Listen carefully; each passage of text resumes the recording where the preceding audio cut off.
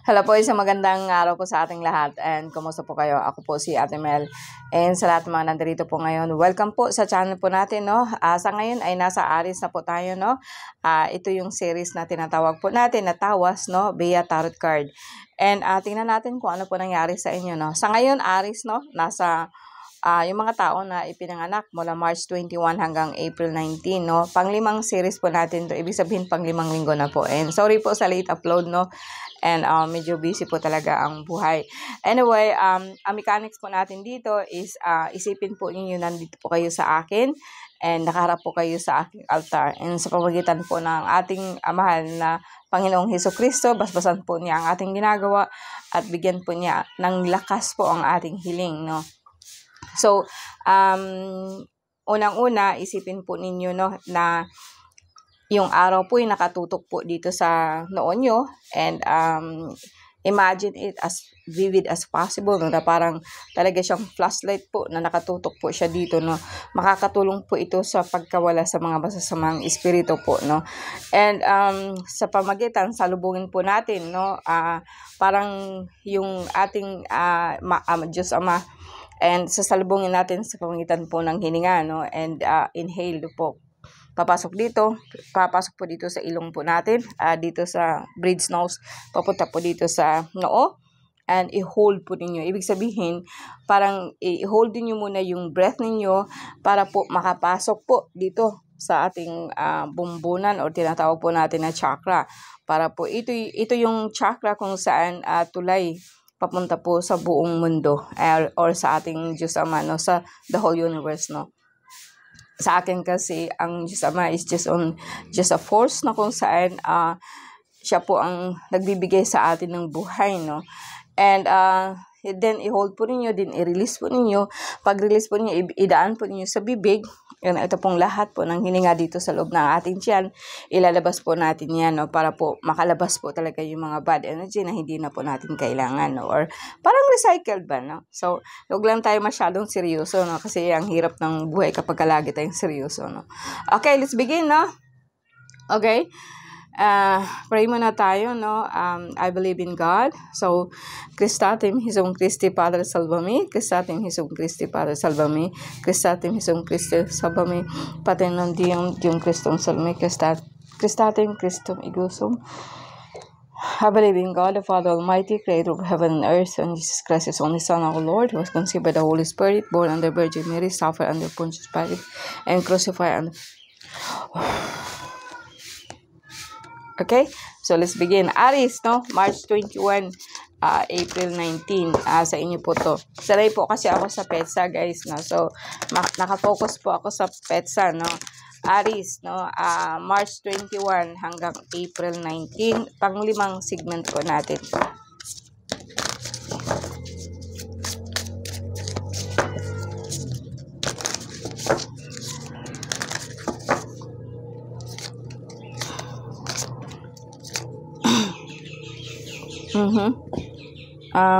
Maganda yung unang segment ng card. Pangalawa po is parang bumaba po, no. Nakita ko dito na bumaba po ang pulang dugo nyo, no. Dahil po yan sa hindi po kayo nakakatulog ng maayos, no. Parang may sumusunod po sa inyong kaluluwa. Galing po siya sa tubig, no. And kaya po minsan po ang paa nyo malamig. Or pansinin po ninyo ang inyong pawis, no. Parang malamig po siya. Malamig po yung mga pawis. O pinagpapawisan po kayo ng malamig. Lumabas din dito yung love affair nyo, no? So, magbigay tayo ng tatlong 9 cards. So, we have 21 cards sa lahat pa para makita talaga natin kung ano nangyari sa inyo.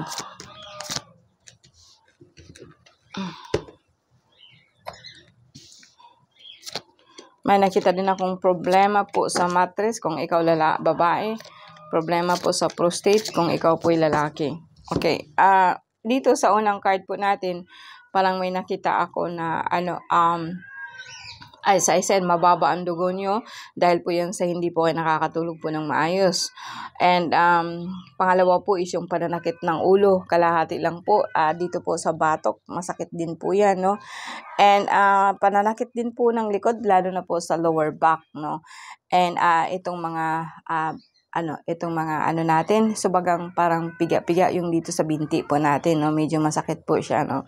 And kuminsan po talagang meron po kayong lagnat or meron kayong lagnat sa ilalim na parang masama yung pakiramdam ninyo, no? Pero hindi naman po kayo mainit, para lang lagnat po sa ilalim ang tawag po diyan, no? Okay, sa inyo, sa lahat po ng Aries ngayon, no, kung ikaw po ay lalaki, may nakita po akong prostate sa iyo, or sabihin po natin simula pa lang po, no, hindi pa po ito matatawag na grabe, no, parang simula pa lang po ng sunod-sunod po na ihi mo, or kuminsan po masakit siya pagka naihi po kayo. Well, ang gamot nito pwede po ang buko po is everywhere, no, so kaya lang po ang buko na yan is ilaga po ninyo, so para wala na pong problema, kasi sa akin pinapasain ko po yung buong buko na yan, pero para po sa lahat, no, pwede na lang po natin ilipat po siya sa kung pwede po stainless, no, kasi ang stainless kasi wala po siyang chemical na masama po pagdating po sa gamot, no, magiging gamot na kasi yan, no. Ngayon, itong buko na to, kung halimbawa nga po malaki siya, so isa lang po, and lahat po yung laman, pati laman at saka ang tubig, pakuluin po yun, lutuin po yun para mawala po yung magta-transform po yung gamot po niya, no. And inumin niyo siya, no, as hot as possible. Dapat po mainit po talaga siya para po matunaw po itong mga asin-asin po natin dito sa katawan, no. Lalo na kasi ang prostate kasi sa lalaki is like para lang po siyang may mga asin or crystalline sa daluyan po ng ihi po natin. So, iyon po ipampatunaw, no, buko po na nilaga or ilalaga po itong buko. And then, inumin niyo siya, mas mainit, mas maganda. And then, ang pinakamagandang oras ng pag-inom niyan is yung pagising niyo sa umaga na wala pa po kayong kain na kahit na ano. Huwag po kayong mag-alala, guys, hindi po kayo mapapasma kasi niluto po yan, no. And then, inom kayo nun ng habang mainit na mainit pa. And then, pati yung laman, kung kaya po niyong kainin po niyo. So, ang buko nito is magiging antibiotic po siya, no? And itong sabaw na to is parang napakaganda po niya pagdating po sa pagtunaw po ng mga hindi maganda. Babae ka man o lalaki, okay lang po, no? Ngayon, sa babae naman, parang may namumuong dugo po doon sa mattress mo. Etong problema ninyo, guys, sa prostate, tapos si babae is magkukos po ito ng pagbaba po ng sobrang dugo, kasi nga po masakit po kasi yung likod nyo, no. And maramdaman ninyo yun, lalo na kapag sinabayan pa po kayo ng kaluluwa. So kahit anong inom niyo ng gamot niyan, hindi po yan nawawala, no. Ang kaluluwa naman natin dito, galing po siya sa tubig, no, and hindi ko makita, parang may naglagay po, no. Meron kasi akong nakita na problema po siya sa lupa, no, within the family lang po to, no, na parang may nagko-concentrate po talaga na paalisin po kayo doon, or pagdating naman dito sa relationship, parang may nagaano po talagang ihiwalay po kayo or paghiwalin po kayong dalawa na mag-asawa, no. And marami, guys, no, may nakita din po akong babae dito na kumbaga sa akin, kaya po kuminsan talagang masakit po yung likod nyo, no, kasi dalawa yung spinal column po ninyo sa likod, lower back po siya, para pong nag-flame, and masakit po siya lalo na po kapag nakahiga ka, no. Mas mararamdaman mo siya, guys, kapag nakahiga ka. So, and then yung lower back mo hanggang dito po sa baba po, mapapansin mo po talaga na masakit po siya, no.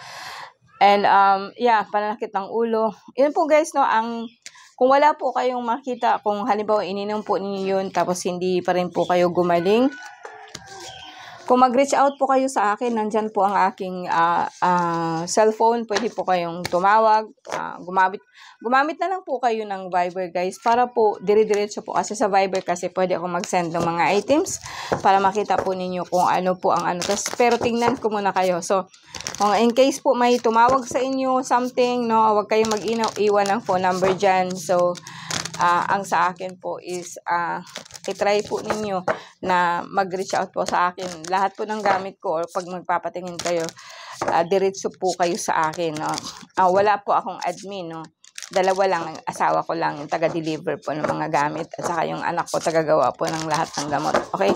So, 3 lang po kami pero dumadaan po kayo lahat sa akin.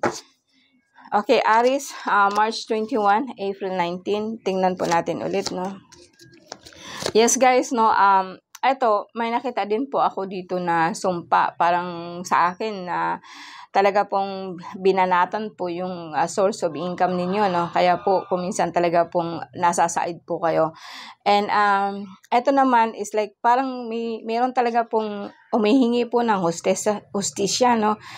Sorry guys, parang makikita ko dito na hindi lang po dahilan na bumaba. Kasi eto kasi, ang ano po niyan, ang labas po niyan is like, sa pera po natin, lagi pong labas ang pera po natin.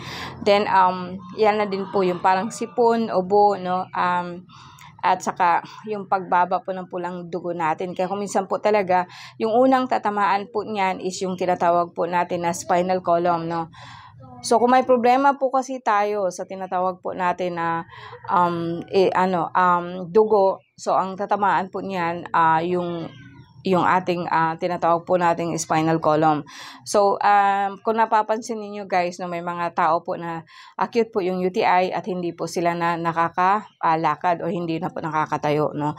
Yun po ang una kasi magiging brittle niyan is yung bone po natin sa likod, no.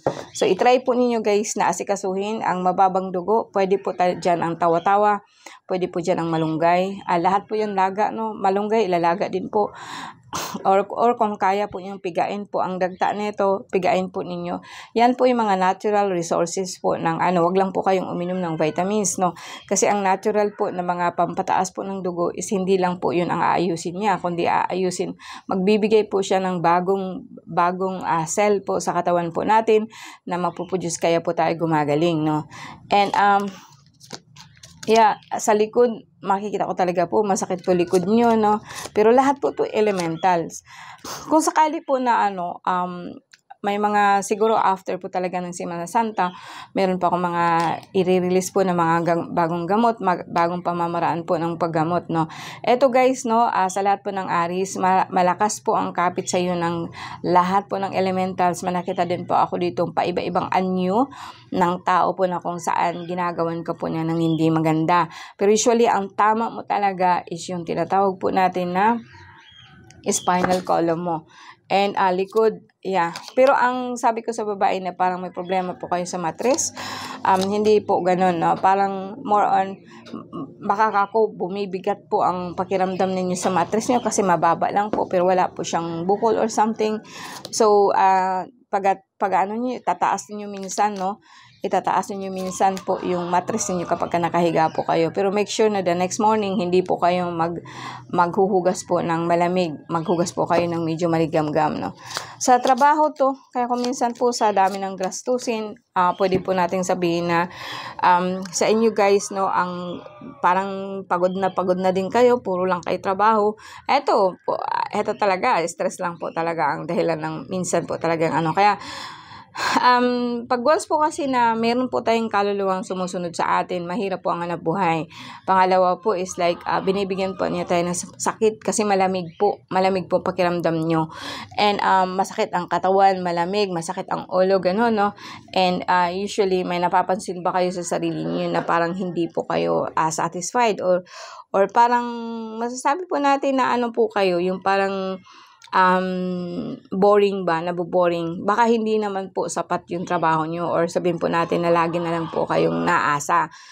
Well, sa inyo guys, sa mga Aries, alam kong gusto niyo agad-agad. So, bakit hindi po natin bibigyan po ng pagkakataon yung lakas nyo, no, na talaga pong, kayo kasi yung mga leader, kayo po kasi yung after po na dami ng problema pero nakakabangon pa rin po kayo. Gamitin po ninyo ang lakas ninyo, no? Kasi kayo po yung malakas, kayo po ang pinakamatanda sa lahat po ng zodiac.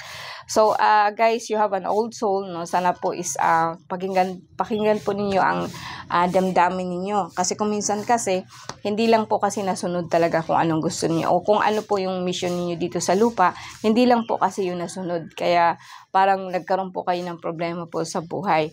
Actually, hindi naman talaga to problema, no? Parang stress lang po talaga kayo. Kahit yung sabihin po natin pananakit po ng likod nyo. And, syempre, pag nasakit po ang likod natin, natawag po tayo sa nanay, tatay, kapag, lalo na pag wala po sila, no? Okay, please, bow down your head sa lahat po ng aris, no? Para po sa inyo ito. Diyos Ama, makapangyarihan, bigyan mo po ng lakas ang aking kamay na makapagpagaling po kahit po sa malayo, no? And basbasan mo po ang lahat po ng pangalan na bibigkasin ko. Ito po ay Kristak Ortak, Aminatak, Hukmitak, Aminatak, Hiptak, Doay, Milumiat, Hokbe, Beromea, Obaramdakak na. Jesus Domine Eterno, Jesus Domini Adi, Jesus Rexum Dium, Jesus Emmanuel Jah, Salvador del Mundo, akdo, Jesucristo, Yeshua, salva me. Yeah. Okay, Diyos sa mga makapangyarihan, bastasan mo po ang lahat po ng aris, bigyan mo po sila ng pagkakataon pong gumaling, and upang makapagsilbi po sa iyo ng buong puso at buong pag-iisip. Amen po. And siya nawa. Okay po guys, see you next time. Maraming salamat po.